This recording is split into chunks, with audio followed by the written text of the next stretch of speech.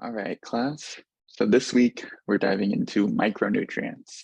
Basically, everything else we've been talking about has had a major focus on our macronutrients. And so now we're going to get into more detail about our vitamins and minerals and the role they play in our metabolism and health as well. So a reminder that vitamins are organic, meaning that they are carbon-based, building up their backbone. They make generally larger molecules compared to our minerals, which are much smaller, typically coming as compounds where there are two atoms ionically bonded and then get separated into their individual ions. Vitamins are large. And again, organic, meaning they have a carbon backbone, so they form molecules.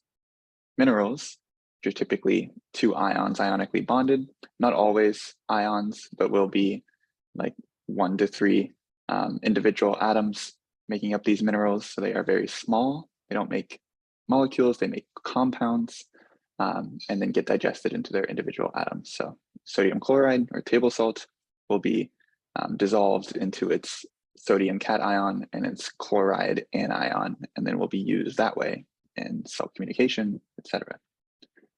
However, all of these are going to be essential for metabolic processes in some way, whether that's related to carbohydrate or lipid or amino acid metabolism, as well as playing a role in many other functions that we'll talk about shortly. And so they do not provide any energy themselves directly, but they play a major role in allowing our cells to gain energy from our macronutrients. So they're often functioning as either cofactors or coenzymes, which are describing similar things, right? Co meaning they're assisting in some way. Cofactors are inorganic and are typically prosthetic, meaning they are changing the shape of the enzyme that they are assisting in some way to be able to better bond with the substrates it's responsible for. Whereas coenzymes are organic molecules, so most of our vitamins, whereas cofactors are typically going to be our minerals. And these enzymes are going to activate or facilitate in the enzymatic activity of that enzyme by binding with them. So that could look something like this, right? Where we have an enzyme that is going to be responsible for doing something with this substrate. By adding this cofactor, this changes the shape, right? This is acting as a prosthetic, changing the shape of the enzyme, allowing it to better bind with the substrate it is going to be active on. Right? Okay. So we're focusing on 4 major functions that micronutrients perform in our bodies. So the role they play in our energy metabolism and allowing us to transform macromolecules into different versions, as well as harnessing the energy from the breakdown or metabolism of those macromolecules. So they play a major role as the electron carriers that are going to power the electron transport chain in order to allow us to produce ATP in the mitochondria. They play a big role in our antioxidant pathway, so removing any free radicals, which are essentially atoms that are carrying an extra electron. Right? So in chemistry, to oxidize a molecule or to oxidize an atom is to add an electron to it, give it an electron. So antioxidants take free electrons, available electrons. And if we didn't have antioxidants, these free radicals carrying an extra electron are going to try to steal hydrogen from another atom. And this creates a domino effect, a chain reaction of molecules stealing hydrogens from the next molecule, and thus making new free radicals when they take that hydrogen. And we'll show a breakdown of that later when we are talking about antioxidants, but that can quickly destroy a lot of molecules in a row if this is not being handled with an antioxidant. We don't have the right mineral or vitamin around to neutralize that.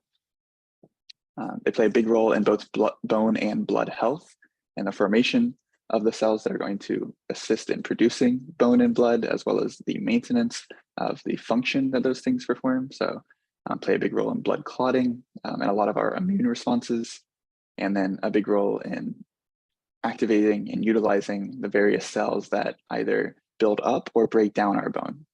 So our body is constantly changing how much calcium is free and available within our blood, within our system, by either storing it in bone or removing bone to produce more calcium in the blood. And that's going to play a big role in cell communication and muscle movement, et cetera. And so then our last general function, which we aren't going to spend a whole lot of time looking at, but is an important part of mainly the minerals, is that they are going to be used as ions to help in signal transduction pathways. So chlorine, sodium, potassium, calcium are all major minerals that play a big role or used primarily in signal transduction. So allowing us to think, allowing our cells to communicate with each other, et cetera. And so our vitamins, we typically need very little. If you look at your DRI, it's showing up in milligrams or micrograms. Right? So some of the larger ones would be like niacin that you see very often, and that plays a big role in acting as an electron carrier in our metabolic pathways. A reminder, these are organic compounds, so carbon-based, and are going to mainly assist in maintaining homeostasis through all these other processes, regulating metabolism, acting as antioxidants, et cetera, and thus allowing us to access the energy that is available in our macronutrients. And so we have two different types that are based on the solubility of that vitamin. So whether they can be carried within water and interact with water, or do not interact well with water and thus are carried in fat or stored in fat cells. And so our water-soluble vitamins are vitamin C and all of our various B vitamins. We'll talk about basically all of them. There are a wide variety.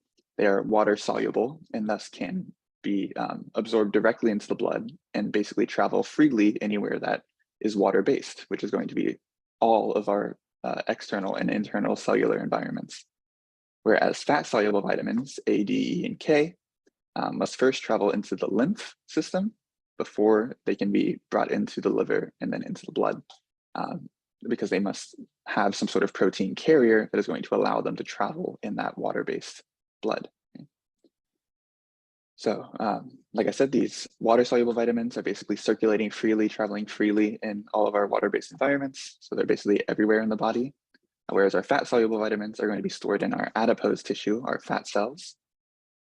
Water-soluble vitamins are going to be excreted whenever excess is sensed. So our kidneys will filter them out of the blood if we have more than we need, and then we will excrete them as urine. Whereas our fat-soluble vitamins tend to remain stored. So that plays into how often you need to ingest them as well, right? Vitamins C and all of our B vitamins need to either be ingested or created every single day, whereas A, D, E, and K have a much longer period of time that you can go between trying to supplement or consume these vitamins, since they will be stored rather than filtered and excreted. And so with both category, I don't want to say need to, it can be typically pretty difficult to reach toxic levels. The only real risk is if you are taking supplements, and a lot of them. So water-soluble vitamins are less likely to reach toxic levels since they are being filtered out quite quickly, whereas your fat-soluble vitamins are much more likely to reach toxic levels since they'll be stored. And so we're going to look at some of the deficits that come with too little and too much of a lot of these vitamins, as well as our minerals. And so again, since they're being filtered, you need your water-soluble vitamins pretty frequently, basically every day. For some of the less important ones, up to 3 days. And then your fat-soluble vitamins are going to vary even more than that. May only need them once a week or once a month, depending on which vitamin we're talking about. And we'll go more into the specifics there. So again, these next two slides are kind of just emphasis on things we've been talking about. So our fat-soluble vitamins dissolve in fat and oils. And so this plays a role in not only our digestion of them, but also what you can do when handling food that you know is going to have these fat-soluble vitamins, or wanting to increase the bioavailability of these fat-soluble vitamins. Cooking things like meat in oils, like you have lean meat, cooking that in oil is going to increase the potential that these vitamins are going to get to interact with fat, and thus are going to be able to be absorbed and ingested. And then our excess are going to be stored in our adipose tissue. So anywhere that we have fat cells, we can store these vitamins. I didn't realize something got cut off here, but unnecessary to ingest or create every single day, I believe is what this is going to be. You can see some examples here of what two of these different types of vitamins might look like. And then our water-soluble vitamins, again, vitamin C and all of our B vitamins, thiamine, B6, riboflavin, niacin, et cetera. And you must ingest or synthesize these every day since your kidneys will filter them out. And then we have lots of different minerals that we'll be talking about. And again, these are inorganic components. So They are not carbon-based. It's typically 2 or 3 minerals together. And you think about your salts, all of our various salts. They typically remain intact since there's not carbons to break apart. And then we usually use them as their single atoms. And the major minerals that we use are going to be ionic. They're carrying some sort of charge, right? So either have more electrons than protons or less electrons than protons, depending on the charge. And so we're going to see our major minerals with lots of various uses, things like sodium, chloride, potassium, calcium, phosphorus, and magnesium. And then some of our minor minerals and what they actually do, right? Things that you've heard about or seen supplements for probably pretty frequently. Talk about what they actually do. Iron, manganese, selenium, copper, zinc, iodine, fluoride, and chromium. And we're not going to talk about all of them really from here. I think we're going to talk about iron, copper, zinc, maybe a little bit about iodine, but you'll see, right? We're not going to focus very much on every minor mineral here. So that's all for this general overview and introduction. And I will see you for the next couple of videos diving into more detail about how our bodies actually use these.